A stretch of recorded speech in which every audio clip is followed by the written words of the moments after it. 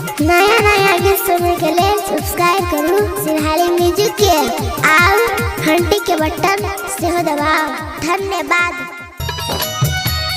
Presented by Ma Music Recording Studio Ladania.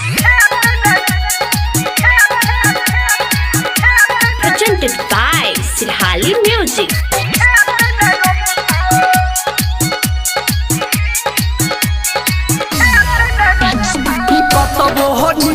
सखेत जोताइले कदबा वही ना सुखतो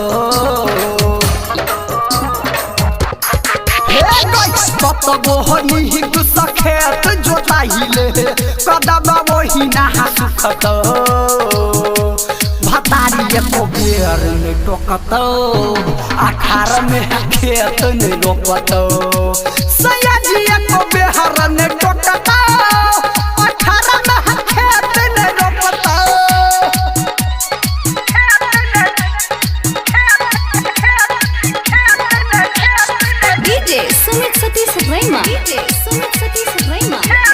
Presented by Sirahali Music. गोटाई पिटाई को यन बेहा जन सबके रहुदा जखन है उगत हो बिया गिरल रहतो खुजा खसल रहतो तखन जन सब भगत साचे कहै छियै गे छोरिया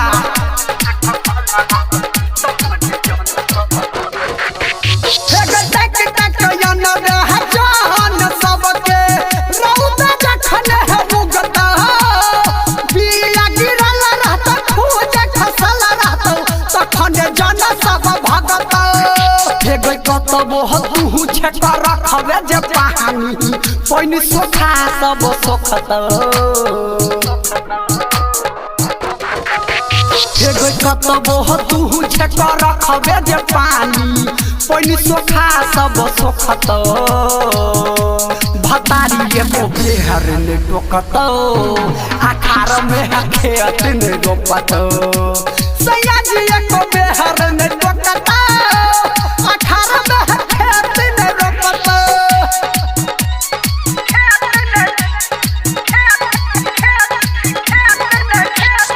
DJ Sumit Satish Rema. Presented by Sirahali Music. एगो दमकल चला कह पानी पटा कते दिन तू रखबे नहिरा में खेलै छलही कदबा में नहीं हेलै छलही कोना हाथे तू सकबे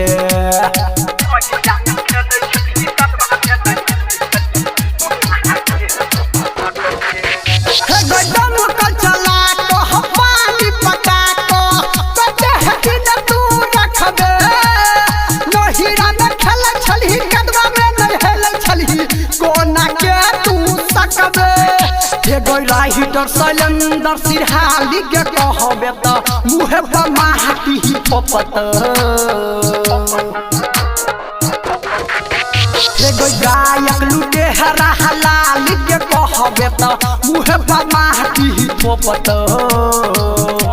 भतारी को बेर ने टोकत आखार में खेत ने रोपत सयाजी को बेहर ने टोकत आखार में खेत ने रोपत गई छोरिया। Presented by Sirahali Music.